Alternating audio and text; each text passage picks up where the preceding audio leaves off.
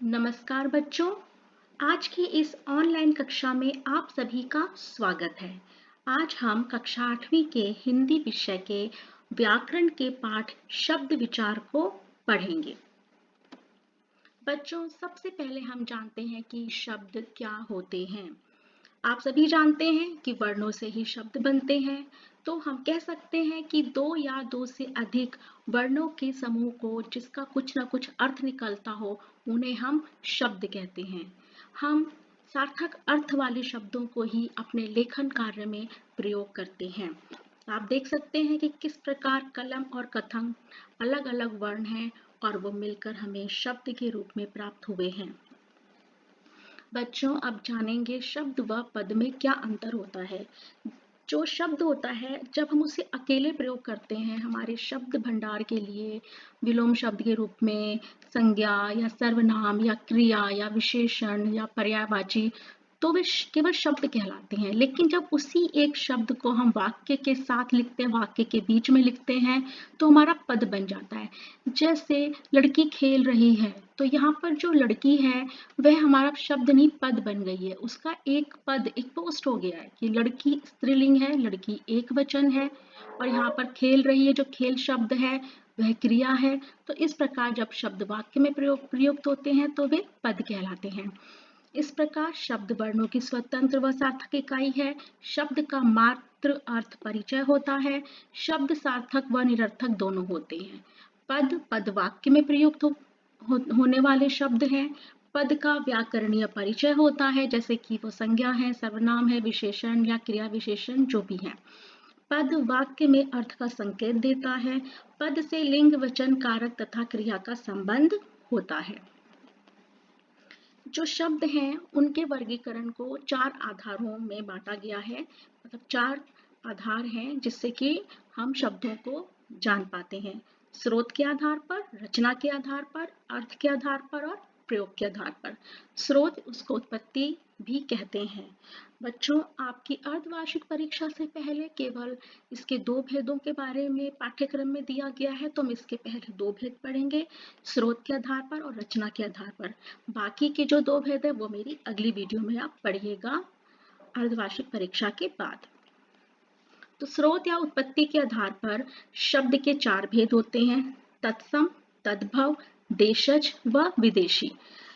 इन चारों के द्वारा जो भी हमें शब्द मिले हैं उन्होंने हमारे शब्द भंडार को बढ़ाया है। हमने देशज शब्दों का भी प्रयोग किया है, विदेशी शब्दों का भी प्रयोग किया है, और उनको अपनी हिंदी भाषा में प्रयोग करके हिंदी को और भी विशाल बनाया है। हम पहले बात करते हैं तत्सम शब्दों की। हिंदी की मूल भाषा संस्कृत है, अतः ऐसे शब्द जो संस्कृत के समान ही हिंदी में प्रयुक्त होते हैं वे तत्सम शब्द कहलाते हैं, जैसे आम्र, सूर्य, चंद्र, क्षेत्र इत्यादि। कुछ तत्सम शब्द दिए गए हैं। बच्चों, आपको जो भी स्लाइड पढ़नी हो आप वीडियो को पॉज करके, रोक करके उस स्लाइड को पढ़ सकते हैं। इसमें कुछ शब्द दिए गए हैं: अक्षी, अमूल्य, गृह, ग्राम, अग्नि, अश्रु, घृत, छिद्र, चर्म, चूर्ण, छत्र, नासिका। अब आते हैं तद्भव शब्दों पर। ऐसे शब्द जो अपनी मूल भाषा संस्कृत से उत्पन्न होते हैं किंतु भाषा विकास के कारण आज उनके उच्चारण में अंतर आ गया है, वे तद्भव शब्द कहलाते हैं। अर्थात वही शब्द हैं संस्कृत में जो प्रयोग होते हैं, लेकिन उनके उच्चारण, उनके लिखने में कुछ परिवर्तन कर दिया, थोड़ा सरल कर दिया गया है और उन्हें हम अपनी हिंदी भाषा में प्रयोग कर रहे हैं। जैसे आम्र से आम, सूर्य से सूरज, चंद्र से चांद, अग्नि से आग, क्षेत्र से खेत आदि। अब हम आते हैं तद्भव शब्दों की तरफ। कुछ दिए गए हैं यहाँ पर: आंख, आग, मछली, फूल, घर, बगीचा, आलस, अचानक, घी। अब देखिए तत्सम और तद्भव शब्द सामने दिए गए हैं कि जो तत्सम है उसका तद्भव रूप क्या है: अक्षी का आंख, अग्नि आग, अकस्मात अचानक, आलस्य आलस, गृह घर, घृत घी, ग्राम गांव, छिद्र छेद, चर्म चमड़ा, चूर्ण चूरन। छत्र छाता, पक्षी पंछी, नयन पत्र पत्ता, नृत्य नाच, निद्रा नींद, पद पैर, नव्य नया, प्रस्तर पत्थर। आप चाहें तो अन्य किताबों से भी और भी अधिक शब्दों के बारे में जान सकते हैं। अब हम आते हैं देशज शब्दों की तरफ। बच्चों, जो हमारी बोलियां होती हैं, आपने देखा है हमारा देश बहुत विशाल है, यहाँ पे अनेक गांव हैं, अनेक बोलियां बोली जाती हैं, तो बहुत से शब्द ऐसे हैं उन बोलियों, उन क्षेत्रीय भाषाओं से ले लिए गए हैं और उन्हें हम सामान्य रूप से अपने हिंदी के लेखन में प्रयोग करते हैं, तो वही हमारे देशज शब्द कहलाते हैं, जैसे हांडी, खटखटाना, खूंटा, खिड़की, डिबिया आदि।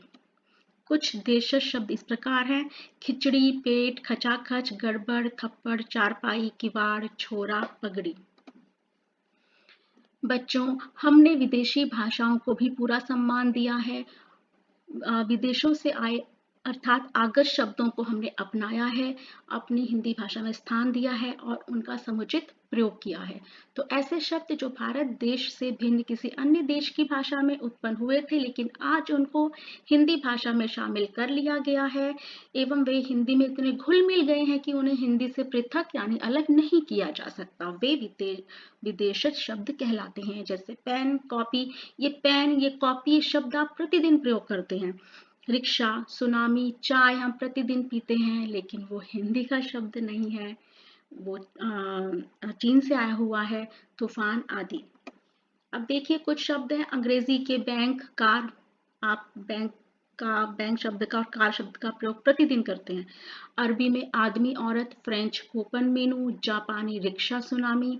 चीनी भाषा से आया है चाय और लीची। फारसी से अनार, चश्मा। उर्दू से अखबार, आवाज। पुर्तगाली से बाल्टी, साबुन। हम अपने स्नानाघर में प्रयोग करते हैं बाल्टी साबुन का, ये पुर्तगाली शब्द है। अब हम आते हैं संकर शब्दों की तरफ। संकर का शाब्दिक अर्थ होता है मिश्रण, मिक्स, अर्थात ऐसे शब्द जो भिन्न भाषाओं के शब्दों से मिलकर बने हों, वे संकर शब्द कहलाते हैं। जैसे रेलगाड़ी, इसमें अंग्रेजी का शब्द है रेल और गाड़ी हिंदी का। जांचकर्ता, हिंदी और संस्कृत का। टिकट घर, अंग्रेजी और हिंदी का। लाठी चार्ज, हिंदी और अंग्रेजी का। अग्निबोट, संस्कृत और अंग्रेजी का। देख रहे हैं आप, दो भाषाओं के खूबसूरत मिलन से हमें कितने अच्छे शब्द प्राप्त हुए हैं। अब दूसरा जो हमारा आधार है, रचना, बनावट या व्युत्पत्ति के आधार पर शब्द के भेद। इसमें होते हैं रूढ़ शब्द, यौगिक शब्द और योग रूढ़ शब्द। रूढ़ शब्द, हिंदी भाषा के मूल शब्द ही रूढ़ हैं, जो छोटा रूप होता है जो हमारी जो भाषा का होता है।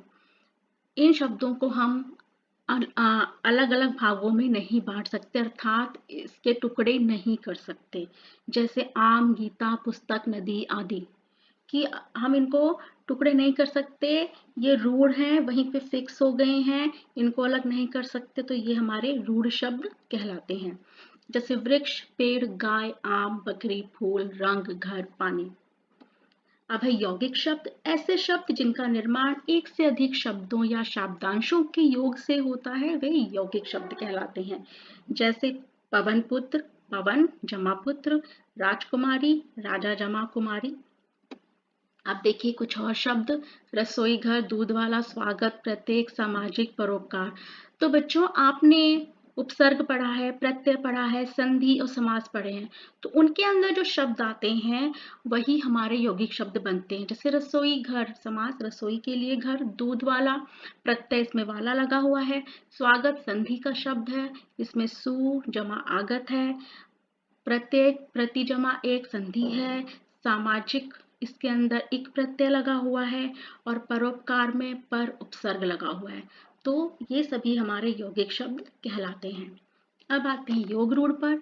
ऐसे शब्द जो यौगिक अर्थात एक से अधिक शब्दों से बने तो हैं, परंतु वे सामान्य अर्थ को प्रकट न करके रूढ़ शब्दों के समान किसी विशेष अर्थ को प्रकट कर रहे हों।